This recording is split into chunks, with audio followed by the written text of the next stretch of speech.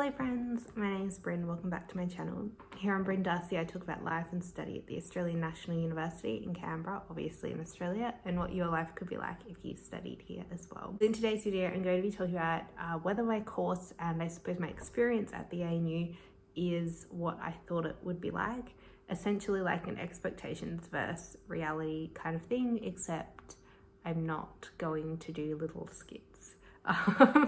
So basically this video is going to have three parts. First of all, I'm going to introduce myself in case you have never met me before. Then I'm going to chat about my expectations of the ANU experience as a whole. And then I'm going to talk about my expectations of my specific course. So that's a Bachelor of International Relations. I think that even if you're not doing a Bachelor of International Relations, that bit of the video can still be useful for you because I'm talking about things in a general way as well, especially if you go to the ANU. So basically, first of all, I will introduce myself. Obviously, I said my name is Brin. I'm in my final year of a Bachelor of International Relations at the ANU. I have done an accelerated degree, so I'll be finishing 6 months early. And while I study, I've also been working as a management consultant and a variety of other things as well. So to begin, I suppose I should start by telling you all about what I expected my university experience to be like overall. Firstly, I think that I should say I thought that it would be like going to college in America, because obviously before you go to university, okay, maybe not obviously, I don't know if everyone does this, but for me, I went online, I went on YouTube and I looked for videos about people going to university. Now there's hardly any videos about people going to university in Australia. It's all either people in the UK or the US. So I definitely had a sort of warped idea, I suppose, of what university would be like. And that was one of the reasons why I decided to make this channel, was because I thought, well, I surely am not the only one who's looking for videos about university. And I imagine people want to know what it's like going to university in Australia. So yeah, that's why I made this channel though. And yeah, I would say it's quite different to the university system in America and in the UK. I think that it's more similar to that of the UK than that of America. But yeah, it's very different, which obviously I should have expected that, but I had no real metric for what it was going to be like. Next, I thought that I would prefer to do in-person learning than online learning, but actually, in reality, I prefer to do online learning. And I think that this realization definitely came about as a result of the pandemic. But I figured out that actually I really like working from home. I really like studying online. For me, it's just very comfortable, it's very flexible, it fits in with my schedule. And yeah, like I just said, I like to work from home as well. Yeah, basically I just find that it's very easy for me to do, and I don't really miss necessarily the social aspect of things or that kind of interaction. So yeah, I think that it can be especially difficult in university to make friends if you are not a particularly like extroverted person. I think that when you're more introverted like me, you have to really go out of your way to make friends. And it's less like high school where you're just sort of around people, so therefore you become friends with them. I think that, you know, you have the possibility to never be in a class with the same people again. And I think that, yeah, unless you go out of your way to socialize and make friends, then it can be difficult to get a new friend group at university. So it's not necessarily like everyone talks about, oh my God, you're going to make your lifelong friends at university. I think that, yeah, for some people that's definitely true, but for other people that's not the case, and that's fine. So now on to the assumptions that I'd made about my own course. And you know, before I came to the university, obviously I read about my course and like I had an idea of what I would be studying, I guess. But I didn't really know what I would be studying. So yeah, that's where the assumption comes from. So first of all, I thought that there would be more current affairs and politics in my classes. So because I was doing IR, I assumed that it would actually focus a lot on what's currently going on in the world. But I would say that that is sort of the case, but not really. Like we focus a lot more on the theoretical side of things and things actually happening in the world.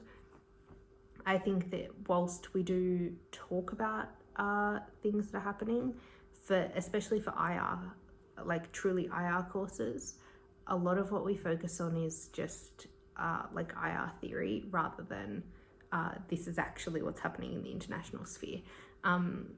So yeah, I suppose that's an expectation versus reality thing that I've noticed specifically about my degree. Next, I thought that there would be more subjects for me to choose from. Because of the pandemic and cuts to university funding and all of that sort of stuff, basically this semester I was left with only a few choices I could have made to go towards my degree that I was interested in. Yeah, basically a lot of the classes that I was interested in ended up being cut, so I never got the chance to do them. And I guess that before I started the university, I didn't really get that some of the classes that they list might not actually run. That didn't make any sense to me at all prior to attending. And it's not like they don't run because they don't have enough people doing them. They don't run because like they now don't have a teacher, or the lecturer left and went to a different university and they can't find the funding to have another lecturer on the subject. So it's not like, oh, there were only 5 people who wanted to do it, so we couldn't do it. Next assumption sort of relates back to the first assumption that I made, and that was that I thought that there would be a lot more work. And I think that because I had only really seen experiences of people who were in universities in the UK or in America, I thought that there would be a workload that was like that. And I think that there's definitely the potential for your workload to be like that, depending on what course you're studying and all of those things. But I think that there's also not that much actual work that we have to do, and it's more like essay writing and stuff rather than lots of contact hours and lots of pre-reading. So yeah, there was definitely less work than I expected. And I think that in my first year, I definitely put a lot more time into doing a lot of work.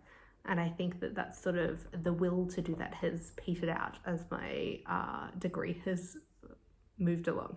My next assumption / expectation was that I thought each of my classes would be unique, and in every class I'd learn something really different. And this is totally not the case, especially if you study IR. All we do basically is learn the 3 theories of IR. And that was something that shocked me a little bit, was that I would say at least 25% of the classes I do are the same thing, just looking at something slightly different, or looking at it through a slightly different lens, but it's all the same 3 theories. So I was definitely surprised about that aspect of my degree. And finally, I expected that I would love my degree, and actually I don't. So I've chatted about this a little bit before, talking about how I thought that IR was the thing for me, but because of these expectations that I've talked about, I actually think that I would have been better off doing something like international business, and I would have been more interested in that, and I still would have been able to choose a whole lot of the courses that I've done that were interesting to me.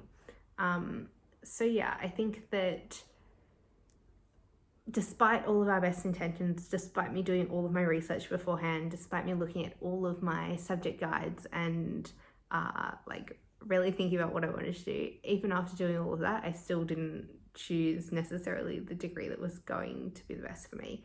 And that was simply because I couldn't. Until I've actually studied it, until you actually attend, you don't know whether your degree is the right one for you, I think.